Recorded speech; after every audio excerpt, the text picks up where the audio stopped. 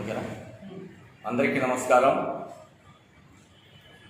మరి నిన్నటి రోజు మరి మంత్రి కొడాలి నాని కానీ, నగర ఎమ్మెల్యే గారు ఆర్కే రోజా గారు, మా తెలుగుదేశం పార్టీ జాతీయ ప్రధాన కార్యదర్శి మాజీ మంత్రివర్యులు ప్రజెంటు శాసన మండల సభ్యులు లోకేష్ బాబు గారిని ట్రాక్టర్ నడిపే విషయంలో ఎగతాళి చేస్తూ సులభంగా మాట్లాడిన దాని మీద మేము తీవ్రంగా ఖండిస్తున్నాం. బీసీ ఫోరం ఆధ్వర్యంలో మేము కొడాలి నానికి ఒకటే తెలియజేస్తున్నా, అసలు నీకు మానవత్వం ఉందో, మనిషిగా ప్రవర్తిస్తున్నావో, ఒక మంత్రిగా ఒక క్యాబినెట్లో ఉన్న మంత్రి ఎట్లా నిబంధనలకు క్రమశిక్షణగా మనం మాట్లాడితే అవతల ఎత్తులు మనం ఏమనుకుంటారు అనేది లేకుండా నోరు ఉండాలని నోటుకొచ్చినట్టుగా మాట్లాడితే ప్రజలు చూసి ఎవరు కూడా మిమ్మల్ని క్షమించాలని కూడా మొట్టమొదటిగా కొడాలి నాని గారికి తెలియజేస్తున్నాం. రెండోది, ఈరోజు AP Andhra Pradesh chairperson Nagari MLA గారు రోజా గారు నిన్న లోకేష్ బాబు గారిని ట్రాక్టర్ నడపడానికి రాలేదు, మరి పక్కకు రోడ్డు కిందకి దించారు, మరి ఆయన ప్రభుత్వాన్ని కూడా అట్నే ఉంటుందని.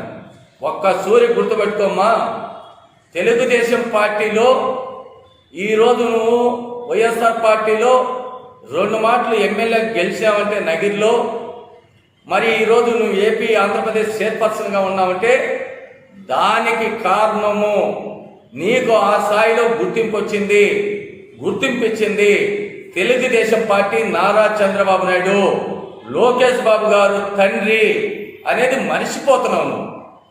మరిచి మీ యొక్క రాజకీయ మీరు ఒక బలాన్ని మీ చేతిలో ఉన్నదని ఇష్టం వచ్చినట్టుగా మాట్లాడేది మానుకోవాలని కూడా రోజా గారికి తెలియజేస్తున్నా. రాబోయే రోజుల్లో ఖచ్చితంగా ఎప్పుడు ఎన్నికలు వచ్చినా నగిరి ప్రజలు నిన్ను ఓడించి తీరుతారు. నీ సొంత పార్టీ నేతలే, నాగడ అదే జిల్లా వాసిని, నాగడ అక్కడ మా బంధువర్గాలు కూడా చాలా వందల మంది ఓటర్లు ఉన్నారు. రోజా ఈరోజు నగిరి ప్రజల్ని గాలి కుదిలిపెట్టి జబర్దస్త్లో కూర్చొని జపం చేస్తూ చంద్రబాబు నాయుడిని లోకేష్ని విమర్శించే తప్ప నుంచి నగిరి అభివృద్ధిని అనేది ఎక్కడ కానీ మరి విస్మరిస్తున్నది.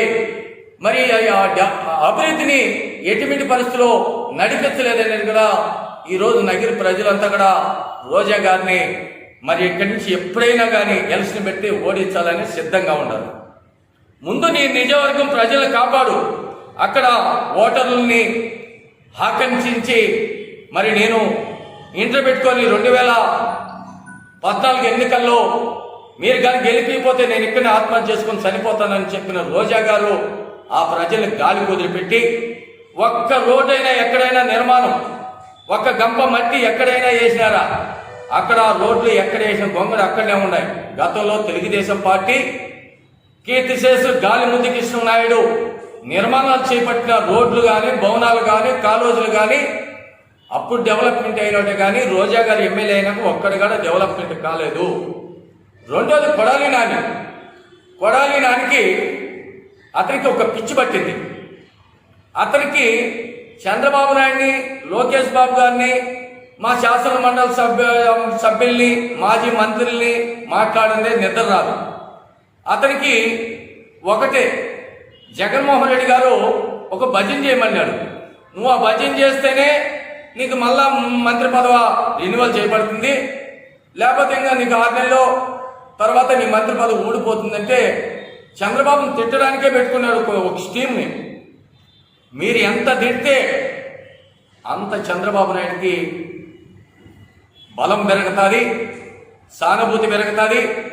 మరి ప్రపంచ దేశాలు కూడా ఇట కొడాలి నాని కానీ, అనిల్ కుమార్ కానీ, మరి తమ్మినేని సీతారామన్ స్పీకర్ కానీ ఇటువంటి వ్యక్తుల్ని జగన్మోహన్ రెడ్డి క్యాబినెట్లో ఉండాలంటే తలదించుకుంటున్నారు సిగ్గుతో.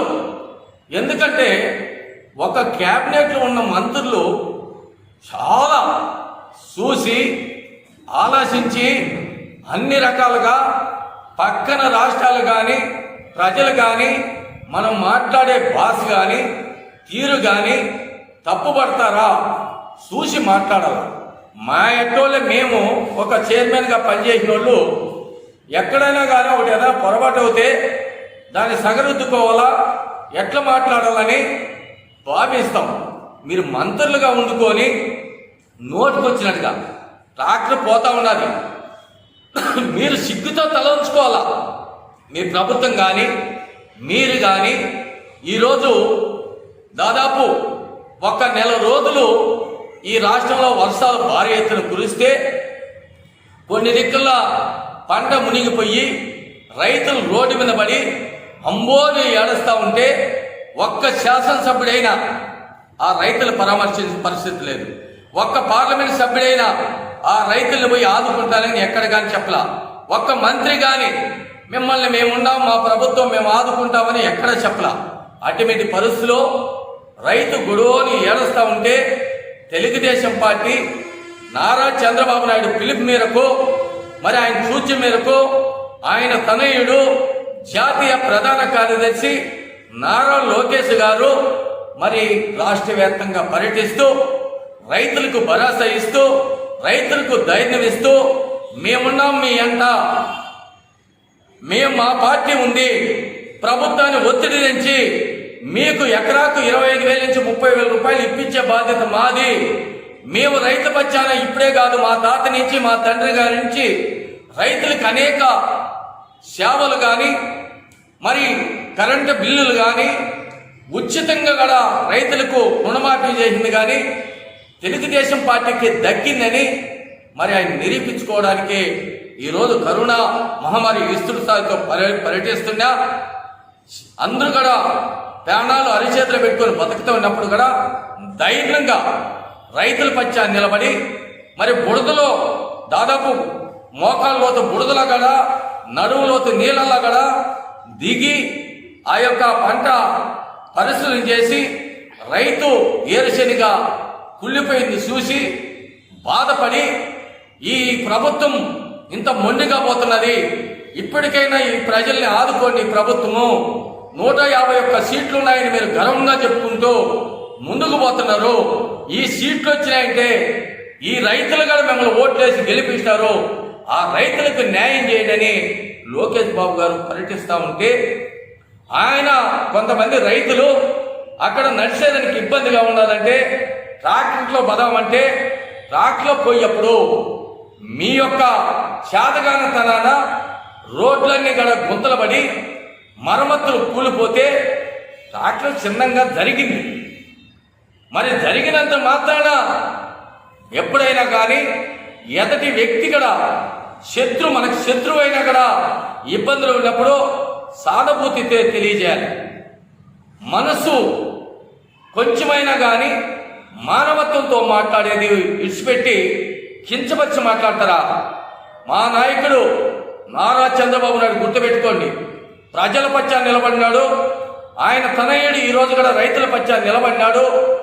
ఇది గుర్తుపెట్టుకోవాలని కూడా వైఎస్ఆర్ పార్టీకి సూటిగా మేము డిమాండ్ చేస్తున్నాం, తెలియజేస్తున్నాం. రెండోది ఏమన్నా లోకేష్ బాబు గారిని పార్టీని నడపలేడు అంటావా? మరి ఈరోజు చరిత్ర ఉంది వాళ్ళకి. తెలుగుదేశం పార్టీకి నారా లోకేష్కి ఒక చరిత్ర ఉంది. వాళ్ళ తాత కీర్తిశేషులు నందమూరి తారక రామారావు గారు తెలుగు వారికి పార్టీ పెట్టి కూకటి వేలుతో కాంగ్రెస్ పార్టీని లేపి కదిలించి మరి అధికారంలోకి వచ్చింది తెలుగుదేశం పార్టీ. కీర్తిశేషులు నందమూరి తారక రామారావు ముఖ్యమంత్రిగా, ఆయన మనవడు. రెండోది, ఈ 14 సంవత్సరాలు ముఖ్యమంత్రిగా, 11 సంవత్సరాలు ప్రతిపక్ష నాయకుడిగా, 40 సంవత్సరాలు రాజకీయం అనుకున్న వ్యక్తి ఆయన కుమారుడు మరి లోకేష్ బాబు గారు. వాళ్ళకు ఒక చరిత్ర ఉంది. మరి ఆ చరిత్రను మరిచి ఈరోజు కొడాలి నాని మాట్లాడతాడు. లోకేష్ బాబు గారు నాయకత్వం లేదా? వేల మంది ఈరోజు లోకేష్ బాబు గారి స్పీచ్ చూసి కానీ, లోకేష్ బాబు గారి పర్యటన చూసి కానీ, రైతులకు భరోసా ఇచ్చే చూసి కానీ అందరూ యావత్తు భారతదేశం అంతా కూడా మళ్ళా తెలుగుదేశం పార్టీ అధికారంలో రావడం ఖాయం, నారా చంద్రబాబు నాయుడు ఈ రాష్ట్రానికి ముఖ్యమంత్రి ఖాయం అందరూ కూడా భావిస్తున్నారు. మీకు ఆ భయం పుట్టింది. ఈరోజు మీరు చేసే అవినీతి పరిపాలన కానీ, మీ శాతకర్ణతనాన్ని కానీ అందరూ కూడా దృష్టిలో పెట్టుకున్నారు. ఇంకో సూరి కొడాలి నానికి కానీ రోజాకి చెప్తున్నాం, మీరు మాట్లాడేప్పుడు చూసి ఆలోచించి అన్ని రకాలుగా మాట్లాడితే బాగుంటుంది. కానీ గతంలో ఆయన చెప్తూ ఉన్నాడు, నక్కకు నాగలోకానికి అంత తేడా ఉంది లోకేష్ బాబు గారి కొడాలి నానికి. ఒక రాజకీయ చరిత్ర ఉన్న కుటుంబంలో ఆయన జన్మ ఇచ్చాడు, ఆయన జన్మించాడు, ఆయన రాజకీయంగా మంత్రిగా పనిచేశాడు. నువ్వు ఒక లారీ డ్రైవర్, ఒక టైరు పంచర్ లేపించుకునే వ్యక్తి నువ్వే మంత్రి అయినావంటే, ఒక రాజకీయంగా వాళ్ళ తాత మాజీ ముఖ్యమంత్రి, వాళ్ళ తండ్రి ముఖ్యమంత్రి, వాళ్ళ బావ హిందూపురం ఎమ్మెల్యే, ఇంకో బావ రాజ్యసభ సభ్యుడు, హీరో, వాళ్ళ బావాది హీరో, వాళ్ళకు చరిత్ర ఉంది. చరిత్రను మర్చిపోయి మాట్లాడుతున్నారంటే మీరు మనుషులే కాదు, మీకు మానవత్వమే లేదు. ఇది గుర్తుపెట్టుకొని నేను కూడా మీడియా తరఫున పత్రికతో తెలియజేస్తూ, ఈరోజు రైతులకి భరోసాగా నిలబడింది తెలుగుదేశం పార్టీ, నారా చంద్రబాబు నాయుడు, లోకేష్ బాబు గారు.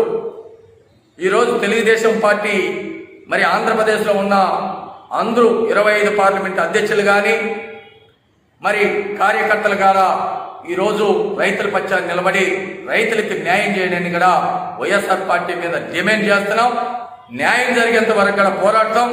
మీటర్లు తగిలిచ్చిన మీటర్లు వద్దంటున్నారు రైతులు, దానికి కూడా మేమందరూ కూడా రైతుల పక్షాన్ని నిలబడతామని కూడా మీ మీడియా పత్రికలో తెలియజేస్తూ, మరి ఈరోజు బీసీ ఫోరం ఆధ్వర్యంలో మరి ఉప్పర్ శ్రీకాంత్ గారు, మా దూద్యాకులు జిల్లా అధ్యక్షులు దాదా కళేంద్ర గారు అందరూ కూడా హాజరైనాం. మేమందరూ కూడా ఈ యొక్క ఫోరం ద్వారా కూడా మరి జిల్లా అంతా కూడా త్వరలోనే ఒక కార్యాచరణ ఏర్పాటు చేసుకొని ఈ వైఎస్ఆర్ పార్టీ అరాచకాలని ఎట్లా అడ్డుకోవాలా అనేది కూడా త్వరలోనే కూడా మీడియా ద్వారా కూడా ఒక ప్రకటన చేస్తాం. 14 నియోజకవర్గాలు మరి ఎవరైతే ఇన్ఛార్జీలు ఉన్నారో వాళ్ళకు అనుసరించి వాళ్ళ సలహాలు సూచనలు తీసుకొని కూడా ముందుకు పోవడానికి సిద్ధంగా ఉన్నామని కూడా మీ ద్వారా కూడా తెలియజేస్తాం.